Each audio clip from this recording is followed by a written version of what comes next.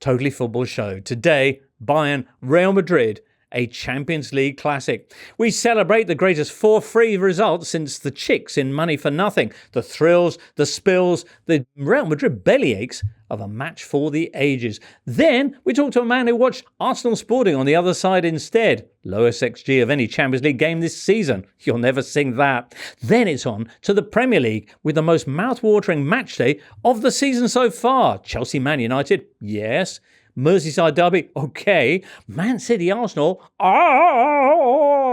It's the Totally Football Show.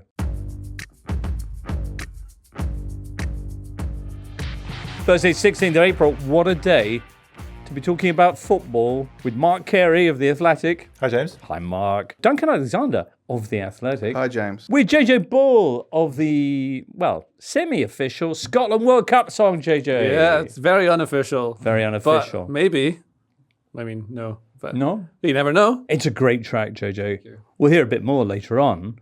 But you're taking that out on the road as we speak, aren't you? The people need to hear it. So I'm taking it around the world tour of England. I've got gigs in Southampton coming up. Yeah. I need to sell tickets for these. Okay, so what dates would they be? Oh, May the 10th is in Southampton. And then I also have 21st of May in Luton. You all want to go to Luton. Yeah. So that's important too. Then I've got Birmingham, 28th of May. 29th of May is Manchester. 31st of May is Newcastle. Where was the place that had sold out already?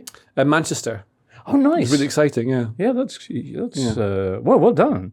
Excellent. We're going to talk about Champions League. Mark, did you watch everything on double speed again? I watched the Arsenal game on double speed. Just double speed? And even that was too slow, Yeah. if I'm being totally honest. We'll come on to that. But this was from last week where I said that, well, in order to watch both games ahead of doing the podcast last week, I watched one game live and then watched the other game back in double speed. And it sort of was a bit of a controversial thing to say in the room, but I feel like I'd have kindred spirits. Certainly, JJ, I think you'd agree that you'll often watch games at 2-speed, right? From a tactical perspective. Sometimes you need to get the feel of it. So Yeah. I think some games you can't watch unless it's normal speed, but you do want to get a sort of idea of what's going on. It's kind of there. Patterns. Yeah, but then if you know what the score is as well, there's a certain thing that you'll look at a game differently if you know what the score is than if you watch it and you don't know what's happening. It makes it different. I miss football from the 1980s, so I watched games at half speed. Yes. Yes. You also missed last night's Bayern Munich Real Madrid. How much? But that was you were assigned to watch Arsenal Sporting for us, which. Well, I wasn't really. I was sort of assigned, but also my son is an Arsenal fan, so I had no real choice. How long before you switched over, or at least kind of?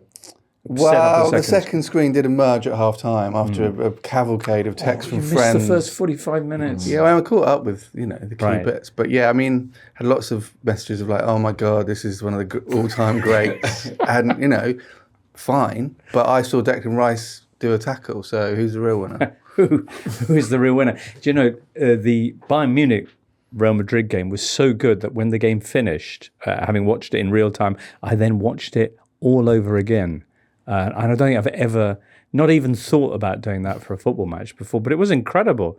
Game of the season, without doubt, maybe more. Also, there's something about that scoreline, the fact that it was a 4-3. You think back to the legendary games. We did recently a totally extra on the Liverpool-Newcastle 4-3 in Italy, the game that's regarded as the greatest of all time. La partita del secolo is Italy-Germany 4-3 from the 1970 World Cup. But yeah, I don't know what it is about 4-3, but this really was a game for the ages that Duncan missed most of.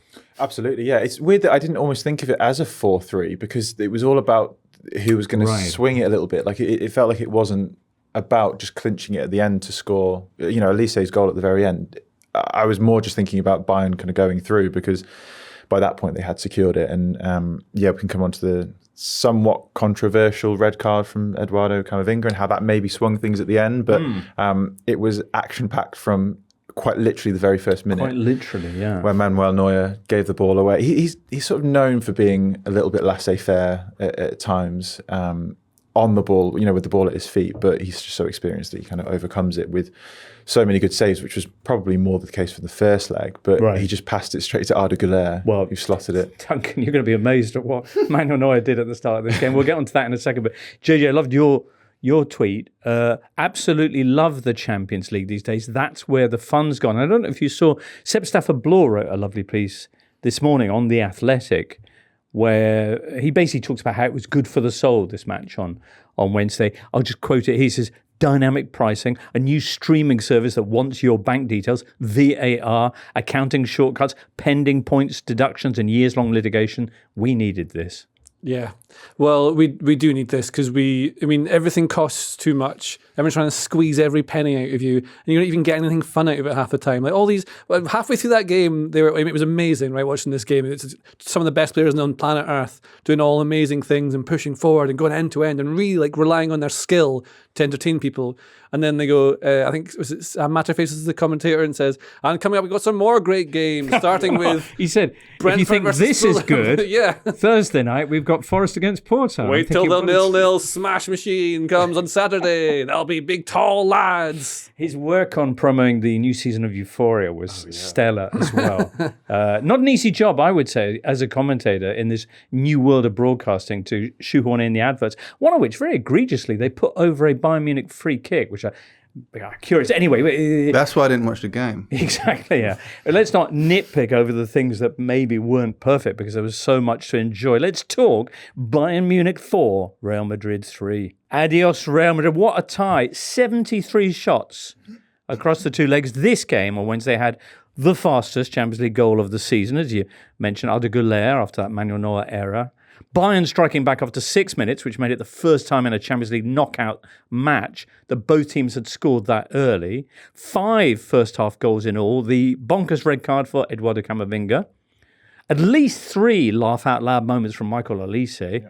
And those 2 brilliant late goals, one of which was from Olise, as we just heard, the other one from Luis Diaz, who really deserved it too. Plus, a real meltdown, or a Real meltdown, if you will, at the final whistle. On the subject, well, we'll get onto the controversies later on, perhaps, but it was quite unusual that the referee peeped 3 times straight after Bayern had scored. Do you not usually get a bit of time added on for that? Maybe, but sometimes you would just get the kickoff happens and then that's it. But there's no point. And also it makes it so much cooler. It's like it makes it more like a video game or something like that when you finish like, they're done anyway. Do you know, it was, because on the nature of the finish as well, it was so, like, everything about that was so funny, followed by the meltdown afterwards. Right. Made that at peak entertainment, like all of it. It was a great game and both teams had a lot to be proud of. They gave us an absolute treat, but a lot of bitterness. That's what Jude Bellingham was saying to the ref at the end. Well done, ref. We both had a lovely time. This game will be remembered for It's ages. a shame that it had to end that way. But I guess from Real Madrid's point of view, not just that lack of time added on, that lack of an opportunity for a classic Real Madrid comeback, but also the red card for Camavinga. Do you think that was what swung the game, or did they already have the upper hand at that point? We'll never know whether with 11 men whether Bayern would still have done it. I think that they were, across both legs, they were the more dominant across the sort of the performance rather than anything. Real Madrid, we can come on to it. Real Madrid always sort of packed that punch on the break and in transition, but Bayern were dominating the game for large periods in both the first leg and the second leg, I believe. So I think that they would have, even had it gone to extra time, I think Bayern still would have done it.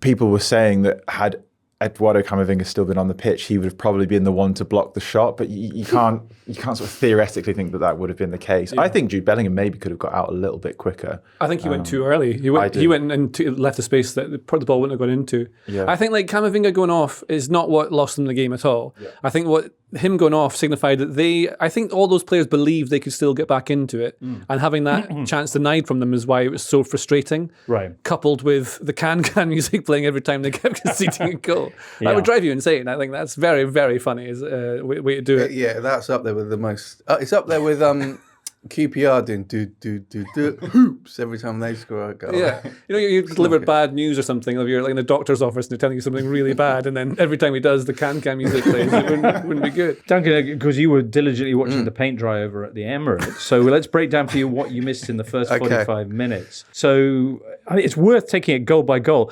30 seconds on the clock, pretty much? Yeah, about 30. Yeah, I think 36, 38. So Manuel Neuer doesn't see Arda Güler. Arda Güler is masked behind, I'm not sure which defender, I think. Yeah, and it was a loose pass as well. It wasn't necessarily just that it wasn't it was opportunistic from Goulet. And by the way, if you've seen the reverse angle of the finish itself as well, for seeing it in real time, it just looked like he kind of passed it in. But that reverse angle, the control and the power of it, I would have put that into the stand every time. Yeah, he could have rolled it in, like in theory, but the way that it did curl, so that was then back into the game straight away from a mistake. And then it's hard to keep up with then what happened in order. Then it was Pavlovic. Very funny goalkeeping. Another calamity. So what happens to the goalkeeper, to Lunin there? Well, again, you want to watch the replay, and especially from watching Premier League football, you think, okay, maybe there's been a foul on the goalkeeper because he basically kind of fell into the net. Yeah. And you think it's clearly been pushed. So this super game of artistes had a goal from a corner.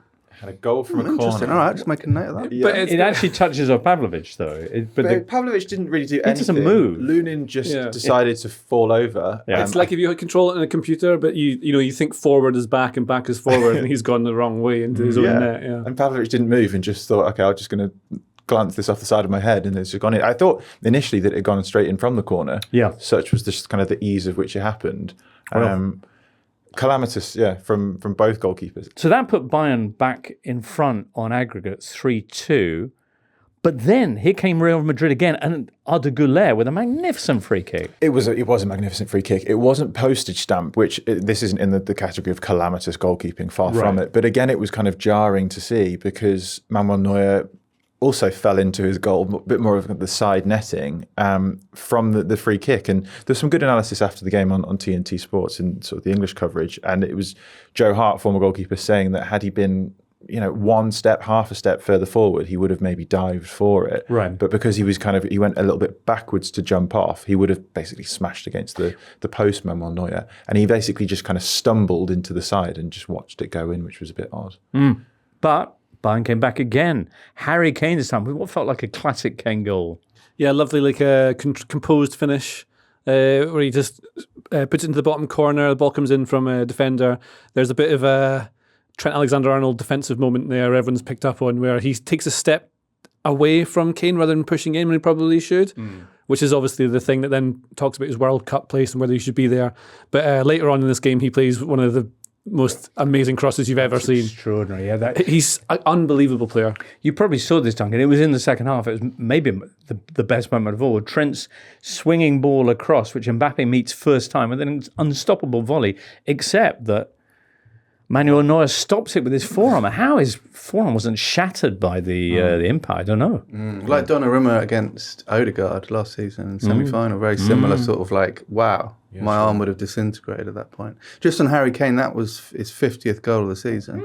Only the fourth English player to ever reach 50 club goals in a season, thanks to the Athletics' Will Jeans, who points out that the other players, Dixie Dean, of course, Vic Watson back in 1930. Very much these players very much beneficiaries of the change in the offside law, as we well know. And then a season later, Tom Pongo Waring. So, was he? Okay. Yeah. So Harry Kane's operating in a late 20s, early 30s vibe. There's so much to admire about not just his goal, but his performance. He was doing his modern Kane thing where he wanders all over the field, does a bit of Pirlo, maybe a little bit of left back work. He was extraordinary, I thought. Yeah, he's just an elite player. Like these kind of players, you don't maybe appreciate them as much in the Premier League, but I think we see that a lot with like how many great attackers there are in PSG, Bayern, all these other teams that we've watched over the last couple of days. Harder in the Premier, not harder. Well, it's funny you say that because J. Cole writes in with that very point. Are there any world-class attackers other than Haaland playing in the Premier League? I can think of defenders and midfielders who are world-class but not attacking players. Those from PSG, Bayern, Real Madrid and Barcelona brought us so much excitement over the last 2 days. Well, I think there definitely are. And I think if you put a lot of the front players from any of the teams in Premier League into La Liga or a PSG team or something like that, a lot of them would fit in straight away, but they also play against different styles of football and it's different kinds of defenders and not everyone. It feels like the risk is less. But also, if you're playing for, I always think back to when I was watching football in the 90s when it was like Celtic would win everything, and you had like Henrik Larsson, obviously Rangers won some, but like Henrik Larsson playing against the Aberdeen players, the difference in quality is astonishing. So you get all these amazing moments, and when Aberdeen would beat Celtic one time, it would be phenomenal, which happens in some of these European leagues as well, because it's not all as competitive. Right. Whereas in the Premier League, every team is essentially the same now. There's just the differentials are so small. So I don't blame the coaches for kind of reducing them to to try and eliminate all dice rolls, but it means that creative players can't really have any fun because the consequence of losing the ball is so much that it's just not worth a manager letting you do it. Yesterday's game wasn't about that philosophy at all, though. No, I think players on this game relied on their skill and their talents, and so if you can lean on that and make it fun and watchable and say, like, try that pass, just make sure just make sure you get it right, rather than don't do that, don't do this, don't do that. And it reminded me of I think someone shared a tweet, I can't remember who it was, and it was a video of Ryan Cherky playing at like under 13s level or something like that. And the observation on the tweet, whether this is true or not, is that there's no dads on the sideline going, pass the ball, pass the ball, pass the ball, pass the ball, just letting them have fun and do it. And then eventually you end up with players who can just dribble and do things. Yeah, what's the French for get red? But it probably wasn't shouted. But I mean, it's interesting, I think, on that point that obviously Bayern's front three have been magnificent. Are all former Premier League players.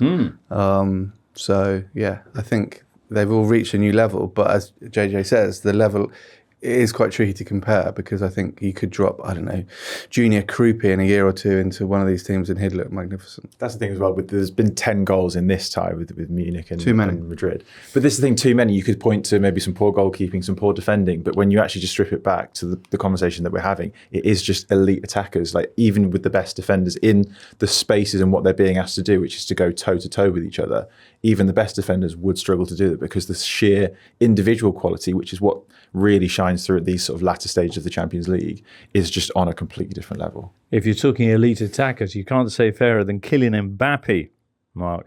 And it was he who shortly before half-time put Real back into the lead 3-2 on the night, and it was now level on aggregate.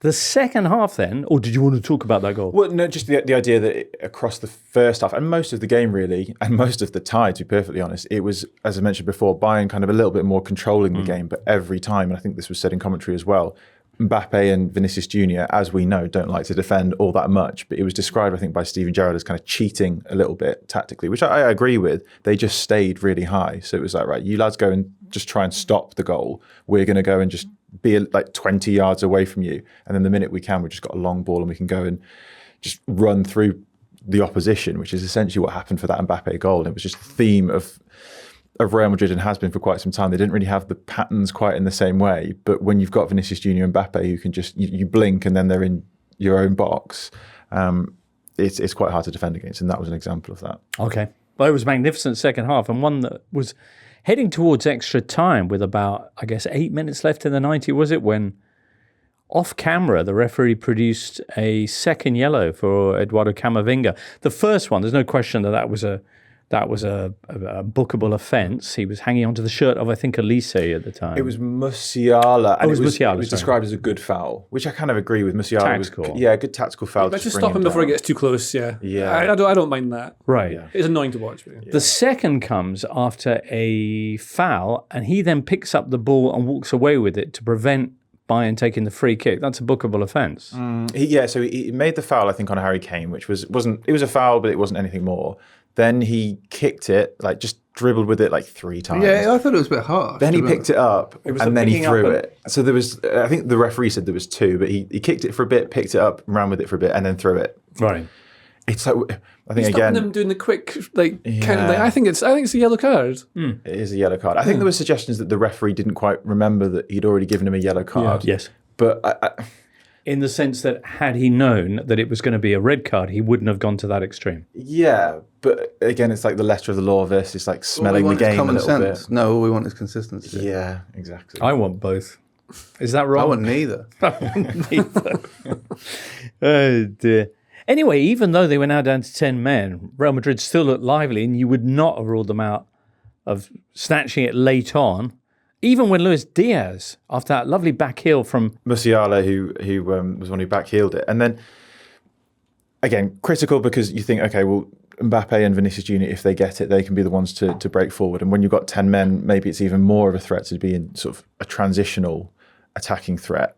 But you look at that goal, that when Diaz actually takes the shot, both Vinicius Jr. and Mbappe are just watching from easily 20 yards away. And you think, well, when you're at 10 men, take away that's 8 players rather than obviously 9, minus them. One of you just tuck in and one of you just become a little bit part of a defensive unit and then still have one as the attacking threat in transition. I thought was a little bit naive, a little bit. It's a good point. They've been playing with essentially 9 men for most of the match. Yeah. And now they had a man sent off as well. What was your favourite bit of the game?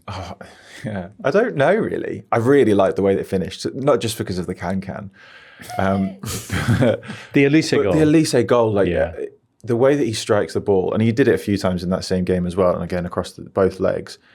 But it's been described of how he doesn't break stride.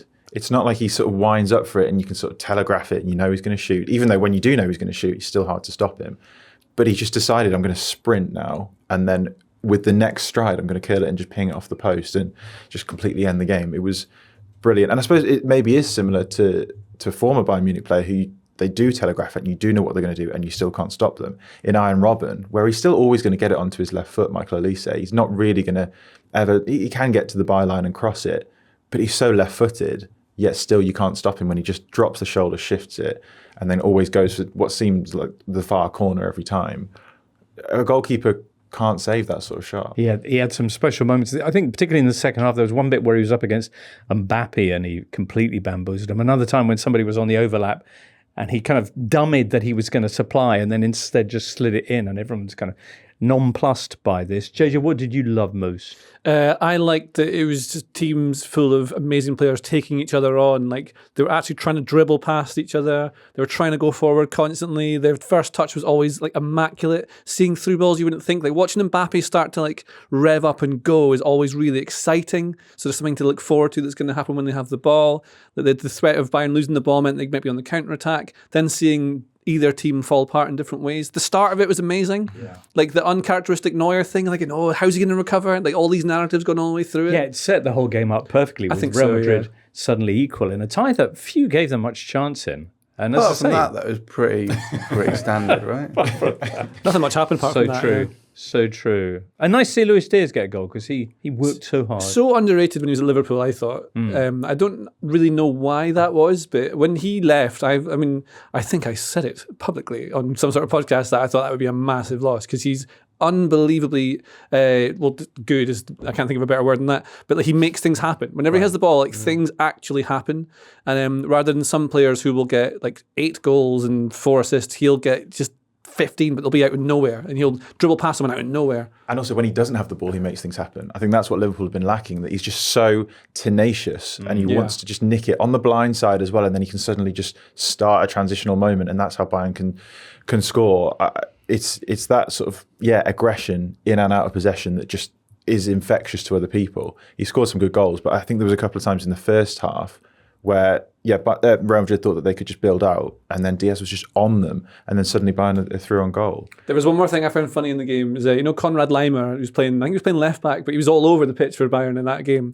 He was like having a meltdown because of especially things that Vinicius Jr. was doing, like weren't fouls or like overreactions. Right. The referee calling things, and every time he's like, I don't understand what's going on. He's like, what are you talking about? That was quite funny, having to keep his like lid on the entire time. Vinny Jr., who escaped a yellow card for his foul and then shove on Kimmich back at the start of the game. Kimmich took it quite well, didn't he? I think he smiled and laughed. I didn't know whether he was thinking, like, I'll remember that for the next time you have the ball. Didn't then subsequently see anything, but it's quite petulant from Vinicius Jr. It was.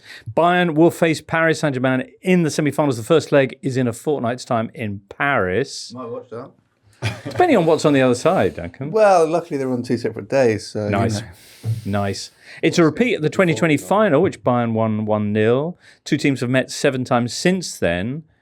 5 of those have seen Bayern triumph. Only 2 Paris Saint-Germain wins. I must admit, though, watching they're extraordinary going forward, but they, I think, famously are quite vulnerable at the back. Yeah.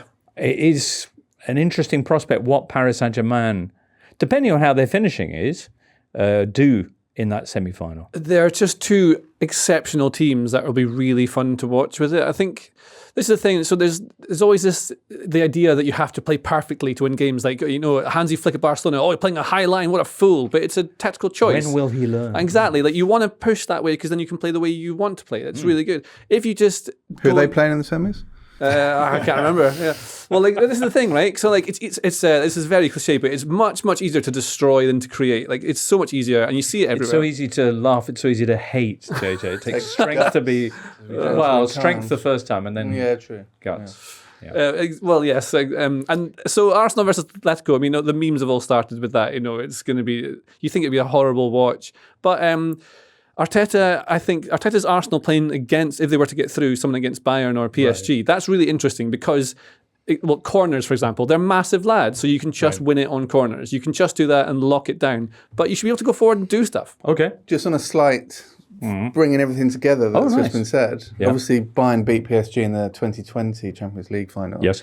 Which I regard that tournament as slightly non-canon. It was Asterisk. held as a sort of power league tournament in Portugal in August. So if you ignore that season, which I think we should, the last season in the Champions League not to have either Barcelona or Real Madrid in the semis was 2006-07. So it's been a long time that we've had neither. Good Lord.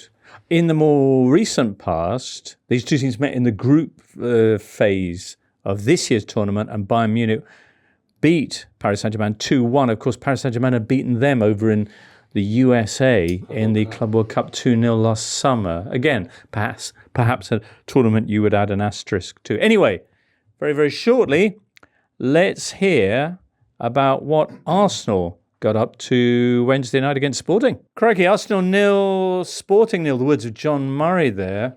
Torture, Duncan? No, it wasn't torture. It was a job well done. Yeah. Aggregate win. Classic. John referencing Mikel Arteta's invocation pre-game. No fear, pure fire. Yeah. It wasn't really fire. It was a bit of a damp squib. But it was a strange game because although it was technically on a knife edge for the whole thing, neither team were that impressive. So he said the fans been put through the ringer, and I think maybe they were in the first half when Sporting were a bit better, but the second half, I mean, Arsenal just kept the ball for the last 20 minutes, and there wasn't really any jeopardy. So I thought it was, in the end, I think it was a sort of job well done, and yes, it did sort of feel a bit odd at the end when the players didn't know whether to celebrate or trudge off, get ready for Man City at the weekend. But as many people pointed out, including Mikel Arteta, it's consecutive semi-finals for the first time ever, and this is only their fourth Champions League / European Cup semi-final in the club's history. So good Lord,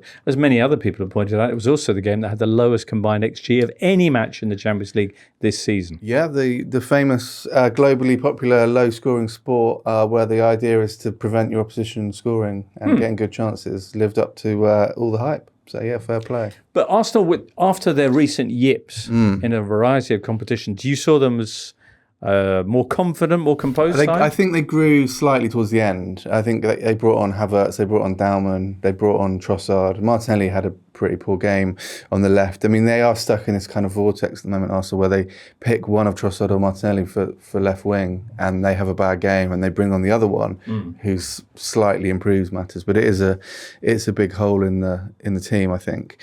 Madueke got injured, which is obviously a concern ahead of the weekend. Dalman came on, and Sporting seemed to spend most of the final 15 minutes trying to injure Max Dalman. They went in on his ankle a few times, so everyone has hobbies, I guess. But yeah, I mean, the Gyökeres had one shot in the first half, which he put over, and then like sort of a half chance, which he sort of flicked into the goalkeeper and defender, sort of blocked.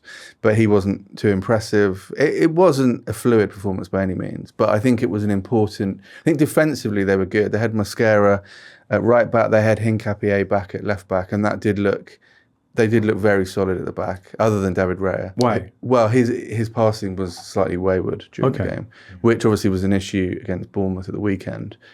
He did go noticeably longer in this game, but still gave the ball away and put it out of play numerous times. I mean, Hincapié was very good, still gave away one foul throw, probably should have given away 4 fouls. I mean, Arsenal, I would posit, are the worst team at throw-ins, ironically, given their... So they just... Normal throw-ins, they don't really know how to do it. And they've worked with Thomas Kronemark this season, haven't they? To even work... Well, maybe not work on just how to throw. Yeah, I think he takes that as a given. But maybe they need someone to come in and help them just with the basics. But I think what Arteta will take out of the game is a level of solidity that they need to repeat and then some on Sunday. So it felt like almost, sounds silly in a game where you got through to the Champions League semi-finals, but it felt almost like a preparation match for their biggest game of the season. No one will remember at the end of the season, were they to win something, Atletico Madrid in the semi-finals after they bested Barcelona on Tuesday, first leg in Madrid. neither Arsenal nor Atletico have ever won the competition before. Surely the two biggest teams never to have won the Champions League. You'd think. Rafinha boldly predicting that Arsenal will put Atletico out. The only team Arsenal can regularly thrash is Leeds, so maybe that's why. Perhaps. What do you think about that tie? I like the idea. I mean, the Gunners beat Atletico 4-0 in the league phase at the Emirates. You probably saw that game, Duncan. Now, since then, Atletico maybe improved a bit. I mean, they've certainly brought in Ademola Lookman, who, as we mentioned in Wednesday's show, has been a brilliant addition. Yeah, and I think the big difference now is that Arsenal looked at their best, A, in the autumn, and B, in the Champions League in the autumn, because teams were quite a bit more open. You know, they dominated Bayern, they beat Atletico. Even the Champions League teams have now gone, you know, logged into Y-Scout and worked out that if you sit quite deep against them, they'll struggle to break you down. And so... Can a Diego Simeone side do that? We simply don't know. But we're about to find out. Oh, we actually maybe don't know at the moment because the way they've been defending of late. We saw this on Tuesday against Barcelona. Sorry, JJ, I interrupted. That was fun. Well, I think Arsenal have all the power. Like, they have all the power and the tall lads and the organised aggression, and they've taken all I also sound like I'm just going on a hate watch of Arsenal all the time, but I just think they've taken all the fun out of it, and it's removed what football's meant to be for me, which is entertainment and release from everything. It's taken far too seriously. Everything's become so important that earlier in the season when you're working towards something, the intensity of that is quite good because it can galvanise and get you towards something. But when you come to the bit of the season where you have to then, there's certain moments where you have to get them right, all of that work, the weight of all the work done to get there is too much. And so the pressure is too high, and they seem exhausted mentally. They can't think of anything. It's they're burned out, mentally. So they've got no creative thoughts left because they're not really allowed to have them within the structure anyway. And I understand it because that's how they are able to win things, and look where they are, what a difference it is. But, it's the Waluigi thing. At what cost? Well, it's a very good point you made. Look where they are in the semi-finals of the Champions League and top of the Premier League. Still 6 points clear. Yeah, I mean, people have pointed out that if you said to Mikel Arteta or Arsenal fans that in mid-April you'd be 6 clear at the top of the Premier League, albeit having played a game more, and in the semi-finals of the Champions League, most people have gone, yeah, fine. But, I feel slightly vindicated because I went against the grain in this podcast and said that if they lost the Carabao Cup final, it would have an effect. And I think it really has. I think that's just compounded the fear of not winning something this season. You can see it. There were numerous occasions against Sporting where, and again, we have to caveat that with the fact that they're 1-0 up, and that does change the dynamic of a game.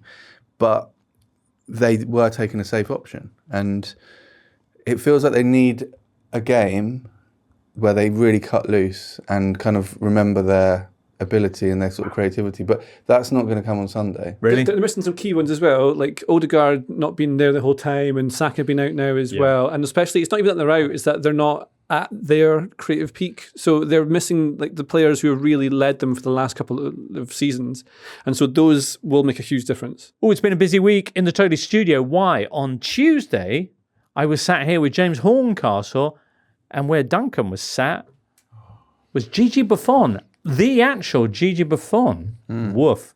Is he taller than me?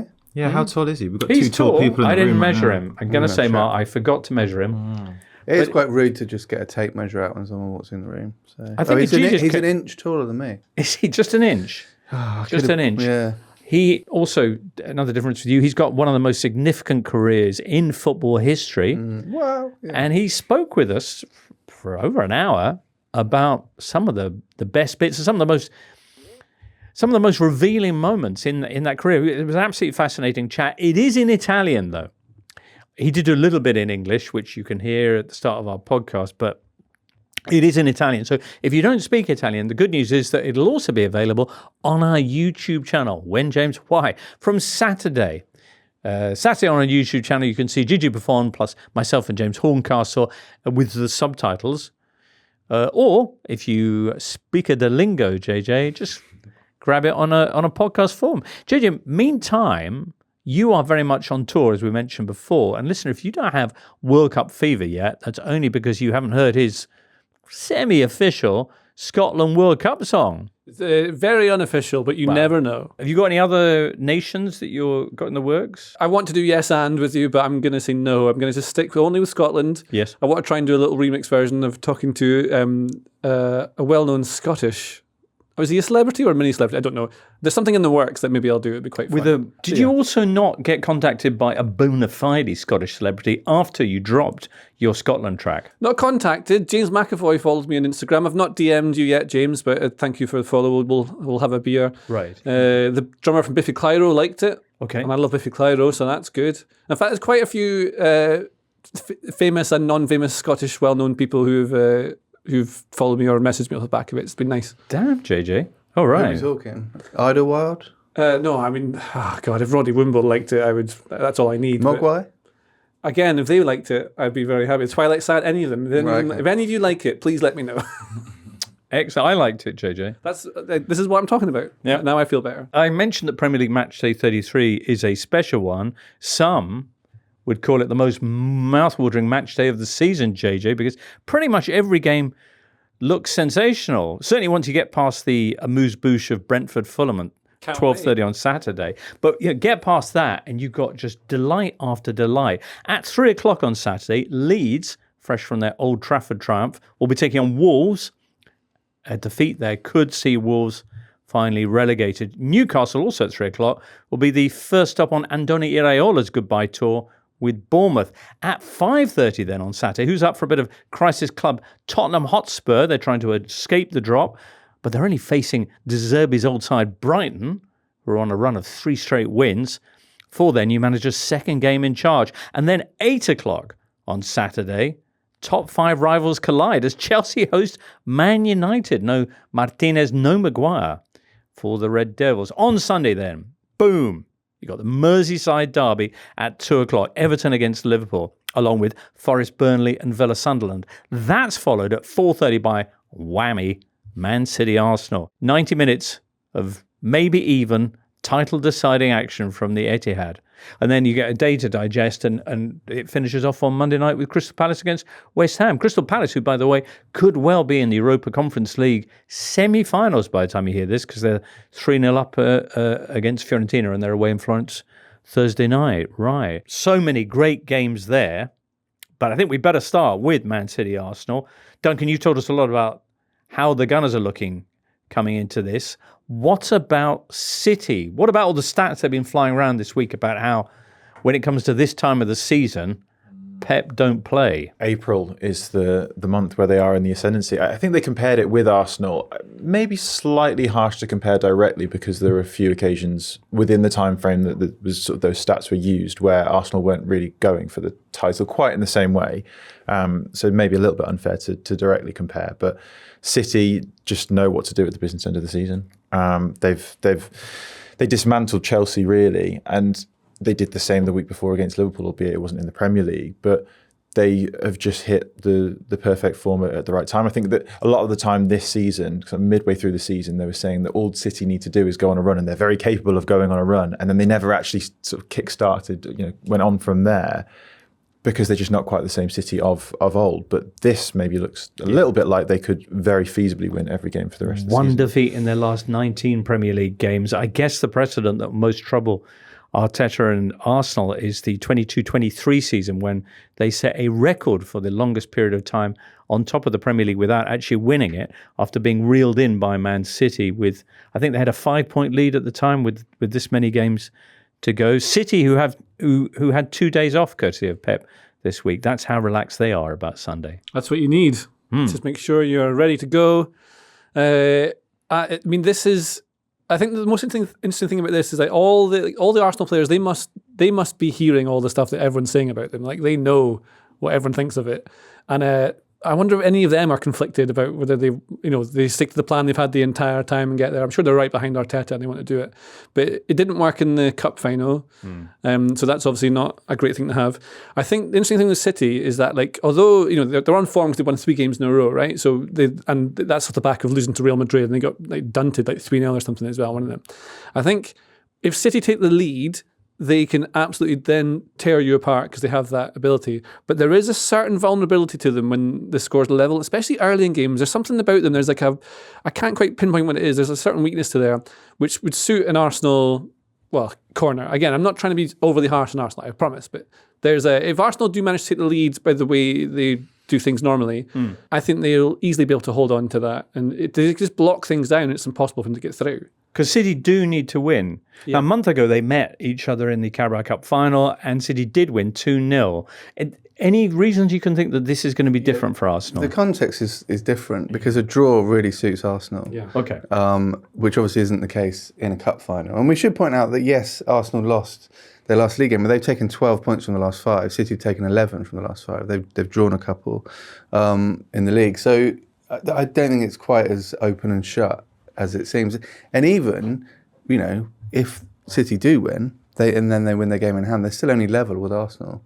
So goal difference. Yeah, and then it comes down to kind of a shootout with the fixtures remaining. And City have still got to go away to Bournemouth. They've still got to go away to Everton. You'd love to see them get something. Yeah, they've got to go away to Middlesbrough, which again, the fixture computers had an absolute nightmare there. But it is what it is. So in some ways, that's a head-to-head shootout for the last 5 weeks of the season would be amazing. Right, So, especially with a playoff at the end of it.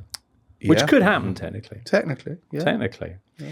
But Bukayo Saka's still out injured. Noni Madueke was replaced by Max Dowman, as you mentioned, in Wednesday night's game. Could Dowman start, do you think, at the Etihad? I mean, I wouldn't think so, but it would be a big call. I mean, he does look confident enough. I mean, it was notable actually that we talk about Arsenal's corners. Declan Rice's corners were terrible against Sporting, but Dowman took a couple late on that were really, really good, like absolutely arced in from the right hand side. So it would be, does this game need more narrative? But yeah, chuck Max Dowman in. I was just thinking this. Sorry, Mark. I was just thinking this league is set up 100% for the next Premier League Aguero moment. We've not had one for a while, like the Mickey Thomas type thing. Oh yeah. There's just something about because the way these two teams are paced, the way that Duncan's talking about. There's something will happen like the last game. It'll be like Saka, some sort of amazing moment. Something like that. Well, I was just going to say in terms of the risk aversion that Arsenal play with or played with kind of against Sporting, they can very much do the same at the weekend. And if it is a 0-0, that sort of suits them. Which was going to ask you, Duncan, if it weren't to be Dowman with the injuries that are on the right-hand side, who would it be? And would Arteta maybe go for a bit more of a safer bet, knowing that they need 2 results suit them out of 3. They can win or draw, and as long as they don't lose, then that's okay. Whereas obviously City need the win. Would he set up his team accordingly? And would that even then psychologically think, at the start of the game, okay, well, we are being, if not negative, then risk averse? Yeah, I mean, he's so wedded to that system. You'd imagine that maybe Martinelli would go across to the right or something. Yeah, I mean, that might be that, back 5, stick Norgard in it as well. I mean, but I mean, just on your Aguero point, City are at home to Villa on the last day, which obviously the Gundogan comeback, and Arsenal are away at Palace. Selhurst Park's obviously had some Premier League title impact. It's Christian Bull and all that. So, yeah. I mean, it is for all our, look at Bayern against Real Madrid. There's some big games this weekend. There certainly are, and this is one we've been talking about it for so long now, but listening to you guys, I have the sneaking suspicion that maybe it's not going to live up to all the hype if Arsenal. I think it'll be great. We should point out that some of their games recently, and we should also point out that in the reverse fixture at the Emirates this season, obviously, what happened? City scored early via Haaland, and then sat in an incredibly low block. Haaland almost playing as a sort of defensive linchpin. And then obviously Arsenal managed to craft a very good equaliser via Eze and Martinelli to get a draw. But this idea that City are this flamboyant, permanently attacking team, and Arsenal do face the deepest blocks of any team in the Premier League this season. Right. They might actually enjoy playing against a slightly more open team. Obviously, they didn't in the Carabao Cup final, but there were maybe some extenuating circumstances in that match. That's what we'll find out 4:30 on Sunday. Prior to that, I mean, all sorts of delights. But it's worth mentioning the Merseyside derby. That's 2:00 on Sunday. That's the first time that fixture will have graced the new Hill Dickinson Stadium. Everton regularly used to draw their encounters at Goodison. Liverpool coming into this without Ekitike, of course, poor chap, who has a suspected ruptured Achilles tendon. Has that been confirmed? Unlikely to play Mark again. Carey.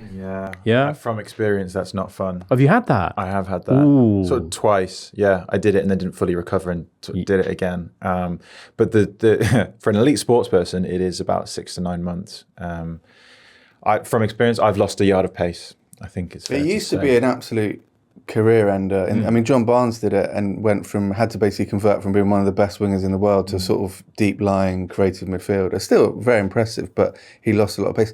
The counter-argument with modern medicine would be Eberechi Eze, who did it a couple of years ago and has come back to his former level. So I think, as with most injuries these days, they are more recoverable from, but it is a bad one. Right, and coming at a terrible time ahead of a World Cup. Best of luck to him.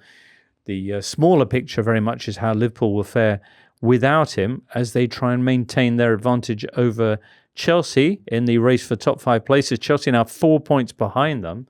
They have a big game of their own Saturday evening at home to Manchester United. Chelsea, I note, have lost their last 3 games in the Premier League without scoring a single goal. Ooh. Well, it's not ideal. I don't really know what to say about Chelsea. Okay, JJ. They're just fine, but they're also not at the same time. It's weird. What do you want to say about Man United then? Well, Man United is interesting because the question, and obviously everyone wants to ask now, is like, should Michael Carrick get the job? But Should he? After starting his tenure very well, certainly things aren't going quite the same, because what happens in the Premier League is that it's so important. Every game is so important. The analysts do everything to death, and so within like 3 games they worked out this is what they do, is how you stop it. That's what happens. And so unless they can make things click, then it doesn't really work. And they have the same players that they've had for all the season. And Amorim, for everything that happened to him, like he set them up pretty well. Got rid of the people who were making things worse in the dressing room, we think. Would you say? What do you mean? Well, people like Kobe Mino, who he sidelined. No, I'm not saying that. I just mean like he put Man United. He handed them over in a sort of decent place. You know, Okay. they were on the up when he left them, and Carrick's come in and made it look more like what Man United should look like in my head. Like just the formation looks familiar. The players are playing with a bit more freedom. They're going forward. They're having lovely little rondos in the middle of the pitch. I like watching them again. It's really fun, and so that's good for it. But the converse is like Arsenal again. So Arsenal are not very fun to watch, but they get results. Damn it, and that's kind of what you need at some points in the season. Right. Arsenal, of course, not getting results quite so much of late. Man United equally with that defeat against Leeds United on Monday night, but they are still, 7 points ahead of Chelsea in 3rd place, so looking reasonably good for a top 5 spot. They will be going into this game, as I mentioned before, without Lisandro Martinez, who picked up the red card for that tug on Dominic Calvert-Lewin's ponytail in Monday night's game. Harry Maguire as well, for mouthing off at the ref, is receiving an extra game on his ban. Crikey. Do you want to call that, Mark, or shall I move on to other fixtures? Chelsea, Man United, Rossinier against Carrick. It feels like a draw to me. Okay. Neither team would convince me that they would be too comprehensive in flattening the other. I think it seems like a 2-2 draw. Okay. Heard it here first. One for the double speeder. Spurs in the bottom 3 coming into match day 33. First time they've been in the relegation zone at a proper point of the season, Duncan, since? The point when Harry Redknapp had to come in and rescue them. From Wandy Ramos. 2010, was that? We're going to say 08, 09, I think. Yeah. But, they were in the bottom 3 after the opening game in 2015, but that doesn't count, does it? We don't look at the league table I don't look at it till April. It's been a real joy checking it out this week. Well, if you were to look at the league table only in 2026, Spurs are comfortably bottom of the league. So they've only logged 5 points in 2026, and no team has scored fewer than their 13 goals or conceded more than their 28 goals. That doesn't sound good, Mike. Mad. I mean, we're in April as well, for anyone who didn't know. Or you might be listening to this at a later date.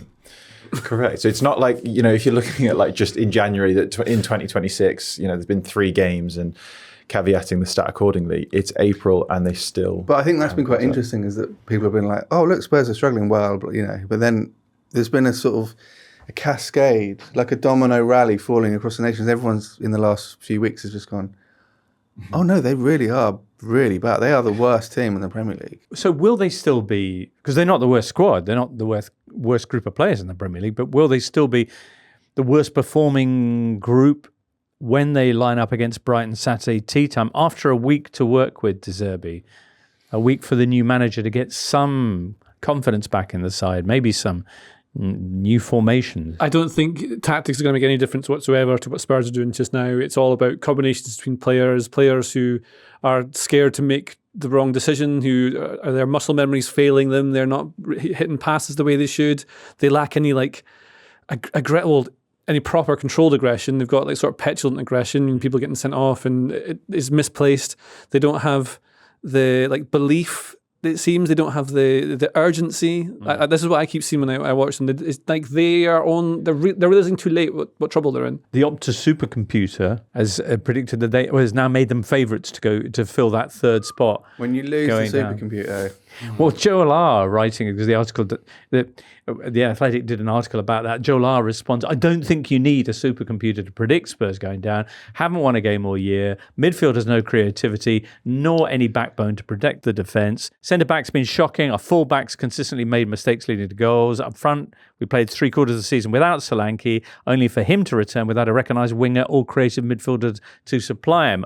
And finally, we played under too many managers this season with completely different philosophies. The players genuinely look so confused with what we're meant to be doing. And adding to that, they've had some questionable refereeing decisions. Duncan. And even if, they've spent all week with De Zerbi drilling them perfectly and getting them to exactly where he wants, they're playing Brighton. And which squad knows how De Zerbi's methods work better than Brighton? So true. And also, which team is one of the best in the league for pressing really high? When De Zerbi likes to bait the press and then try and play through it and play in sort of in a deep way. Brighton are known, especially this season, for pressing really high. That's kind of the perfect storm. It could be quite messy, I think. Wow. Brighton on a real run of form. Won their last 3. They've won their last 2 on the road as well. They've won 5 of the last 6. Top of the Premier League form table. Oof. So things are going to get worse before they get better, if they get better ever. Yeah, I mean, we did a piece looking at the relegation battle, and and we looked at the fixture difficulty of all of the teams. Leeds, incidentally, do have the easiest run-in, and they also play Spurs late down the line. That could be something where they just keep them at arm's length and maybe consign them. Spurs don't know much about. Well, exactly. But you look at the difficulty of the fixtures for Spurs. Objectively speaking, you think maybe it's manageable. They're kind of middling in terms of the difficulty if you look at it on paper. But each one, you're like, actually, I can't see them getting much there. So they've got Brighton, as we know, at home. Then they've got Wolves away, who might be down by then and just cutting loose. Yeah, and just vibing. Yeah. Then they've got Villa away, which is tough. Leeds at home, as we mentioned. Chelsea away and Everton at home. On paper, you think all of those, maybe you could try and work a way to get a few points. But in the context of how they've been getting Chelsea on, that's fixture tough. looks the most incredibly ominous fixture I think I've ever seen in football. Like the chance for Chelsea fans to relegate. I mean, we remember the Battle of the Bridge. Yeah. Battle of the Bridge 2, too fast, too rubbish. Battle of the Bridge when they cost Spurs, or Spurs cost themselves, but the result cost Spurs the title. They were a fair bit behind Leicester at the time, but their remaining chances, the Battle of the Bridge, which cost Spurs their remaining chances of winning the title ahead of Leicester. When you analysed all the run-ins, West Ham, they're only 2 points behind. Sorry, they're only 2 points above Spurs. That takes some getting used to. How do their fixtures look? It's the same point, I think, stands where they've got one of the most difficult run-ins, but the way that they're playing at the moment, it kind of all goes out the window where you think momentum feels more important than fixture difficulty, and they are kind of in the ascendancy. Obviously, they had a really good win against Wolves on last Friday. So they've got Crystal Palace away, Everton at home, Brentford away, Arsenal at home, Newcastle away, Leeds at home. It's quite tricky, but they clearly are playing in a sort of a Nuno style now, aren't they, where they are sitting in and then breaking forward at breakneck speed. And they're doing the thing where, like Nottingham Forest, it happens so often towards the start of last season, where they're scoring first and then it just plays into their hands and then they're able to actually execute sort of the game plan they want. If he's tightened up the defence as he has done, you can start to play the way that he wants to play. And you look at like Newcastle away, I remember Nuno's Forest going there and just absolutely battering them and on the counter. Elanga looked amazing. And you can see that happening again for sure. What about Forest then, who are also very much within Spurs' reach, only 3 points above them? They're at home to Burnley. Burnley, who are below Spurs, 12 points from safety, Just one win in the last 23, with Scott Parker presumably sitting by the phone thinking Bayern are going to call any moment now. Well, Forest haven't won for ages at the City Ground, but huge opportunity for them to pick up 3 points. Yeah, I was going to say, if they do win this against Burnley, would that be enough? I mean, same with Leeds recently as well. Would that be enough for anyone to come back? Is it then just a straight shootout between West Ham and Spurs? So historically, in the stretched Premier League era, it's sort of 34, 35 has been enough. Obviously, Points. Yeah. I think we're looking at a sort of a 38 to 40. The famous 40 points. Managers will like the return of that. Yeah. Cliche. But so I think maybe Forest need a couple more results, as do West Ham, and Spurs maybe need 3. So yeah. It's exciting. We haven't remember the last few seasons when it's just been the 3 promoted teams straight back down. Very boring. This is as good as it gets. A point that actually one of our listeners wrote in with, I think on Sunday's show, saying, when was the last time you had a season where not just the bottom 3 was wide open, but also European places and the title itself? This is vintage. You don't get that in the Bundesliga, do you? So. Indeed not. Chris Wood is back. Yeah. And potentially facing his old club here. Forest are managing a European campaign. They are 1-1 with Porto after the away leg last week. So that's going to be at the City Ground Thursday night. Potentially they could be facing, they'll be facing either Villa or Bologna, probably Villa, in the semi-final, which is tremendously exciting. Leeds we've talked about. They're up against Wolves. 4 goals in 4 games for Noah Okafor. That's lovely. Villa, who I mentioned, are in Thursday night action in the Europa League. Host Sunderland Sunday, 2 o'clock. Newcastle are up against Bournemouth. Eddie Howe against his alma mater, or mater. Bournemouth, who are 12 matches unbeaten, in terrific form. And the other game is Brentford-Fulham. West London derby. TNT. On TNT. There you go. Famously. Iraiola's out of contract at the end of the season. Well, he's going at the end of the season. Glasner's going at the end of the season. Marco Silva also out of contract come the end of May. What's that sound I can hear? It's managerial merry-go-round, I believe. The giddy carousel of coaching choices. Yeah, indeed. Excellent. Any of those excite you, JJ? Nope. Okay, then. You got your head in the keyboard, haven't you? Oh, always. I mean, I like watching the big games with all the bright colours and the big names. I love that. You know, Chelsea, Man United, Arsenal, Man City. That's what I want to see. I want to see that, all the big lads. That's it for today's Totally Football Show then, JJ. Thank you for having me. No, thank you for being on. Thank you for the musical accompaniment. Anytime. Mark Carey, Duncan Alexander, and the host of production staff who are putting today's show together. We've got producer Jake, producer Charlie, and also producer Chevy, who's the shadowy mastermind editing the show remotely. Listener, perhaps the most important job was yours, so thank you for performing it with elan. We'll be back with another show for you on Sunday. Don't forget Buffon on Saturday. And for now, from all of us here, it's goodbye. The Totally Football Show podcast is available 3 times a week, bringing you all the football news you could reasonably be expected to care about. We've got views, we've got stats, we've got analysis, we've got some of the best football writers around, and the whole thing is absolutely free. So have a listen on Spotify or Apple Podcasts or all the usual places by clicking on the link below.